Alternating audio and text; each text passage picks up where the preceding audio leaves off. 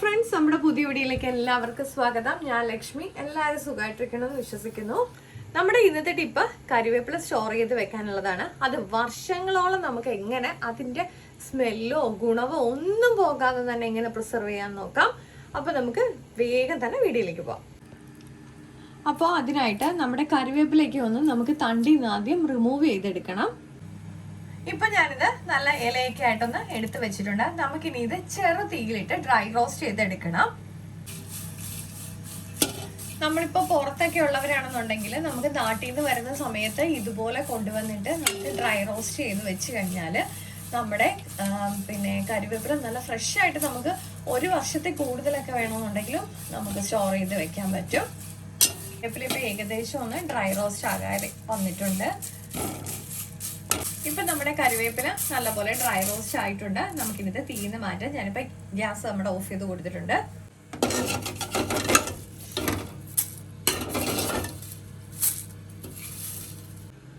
നമുക്കിതൊന്ന് തണുക്കാനായിട്ട് മാറ്റി വെക്കാം. ഇനി നമുക്ക് നമ്മുടെ കറിവേപ്പില ചൂടാക്കിയ പാത്രത്തിലേക്ക് തന്നെ കുറച്ച് ഉലുവ എന്നിട്ടതിന് ശേഷം ഇതുപോലെ തന്നെ ചെറു തീയിലിട്ട് ഒന്ന് ഡ്രൈ റോസ്റ്റ് ചെയ്തെടുക്കാം.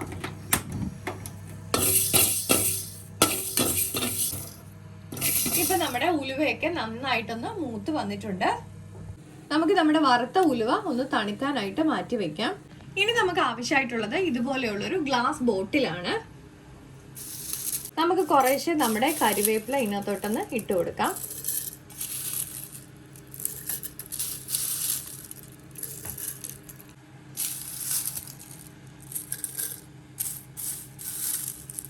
നമ്മുടെ കറിവേപ്പില ഉലുവയും കൂടെ ചേർന്ന് കഴിഞ്ഞാൽ ഇത് നമുക്ക് പൊടിച്ച് വേണമെന്നുണ്ടെങ്കിലും സൂക്ഷിക്കാം.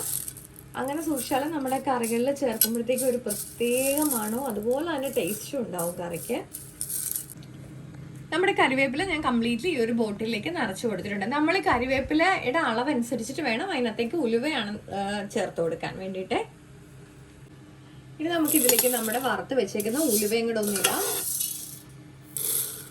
നമ്മളിത് സ്റ്റോർ ചെയ്യുന്ന സമയത്ത് പ്രത്യേകം സൂക്ഷിക്കേണ്ട ഒരു കാര്യം, നമ്മുടെ വെക്കുന്ന ഗ്ലാസ് ബോട്ടിലിന് ഒരു കാരണവശാലും നനവുണ്ടാവരുത്, കേടായി പോകും.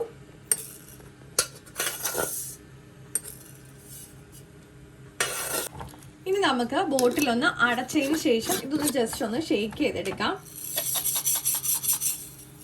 അതായത് നമ്മുടെ ഉലുവയൊന്ന് എല്ലാവരും ഒന്ന് ആകാൻ വേണ്ടി മാത്രം. അപ്പൊ ഇങ്ങനെ നമ്മുടെ കറിവേപ്പില സ്റ്റോർ ചെയ്ത് വെക്കുവാണെങ്കിൽ നമുക്ക് ഒരു വർഷത്തോളം നമ്മുടെ കറിവേപ്പില കേടാകാതെ സൂക്ഷിക്കാൻ പറ്റും. നമുക്കിത് ഫ്രിഡ്ജിൽ സൂക്ഷിച്ചാൽ മതി. ഇത് പൊടിച്ച് സൂക്ഷിക്കണമെന്നുണ്ടെങ്കിൽ അങ്ങനെ സൂക്ഷിക്കാം. അങ്ങനെ നമ്മൾ കറികളിൽ ചേർത്താലും നല്ല ടേസ്റ്റ് ഉണ്ടാവും. ഇതുപോലെ തന്നെ നമ്മൾ വെച്ചിട്ട് കറിയിൽ കറിവേപ്പില ആവശ്യത്തിനടുത്ത് ഉപയോഗിച്ചാലും മതി, കുഴപ്പമൊന്നുമില്ല. അപ്പോൾ ഇന്നത്തെ വീഡിയോ എല്ലാവർക്കും ഇഷ്ടപ്പെട്ടിട്ടുണ്ടെന്ന് വിചാരിക്കുന്നു. അപ്പോൾ എല്ലാവർക്കും ഇത് യൂസ്ഫുൾ ആണെന്നുണ്ടെങ്കിൽ ഒന്ന് ഷെയർ ചെയ്ത് കൊടുക്കാൻ മറക്കല്ലേ. പ്രത്യേകിച്ച് എബ്രോഡ് ഉള്ളവർക്കൊക്കെ വളരെയധികം യൂസ്ഫുൾ ആയിട്ടുള്ള ഒരു വീഡിയോ ആയിരിക്കും. അപ്പോൾ ലൈക്ക് ചെയ്യാനും ഷെയർ ചെയ്യാനും കമൻറ്റ് ചെയ്യാനും സബ്സ്ക്രൈബ് ചെയ്ത് സപ്പോർട്ട് ചെയ്യാനും മറക്കല്ലേ. അടുത്ത വീഡിയോയിൽ കാണും വരെ നന്ദി, നമസ്കാരം.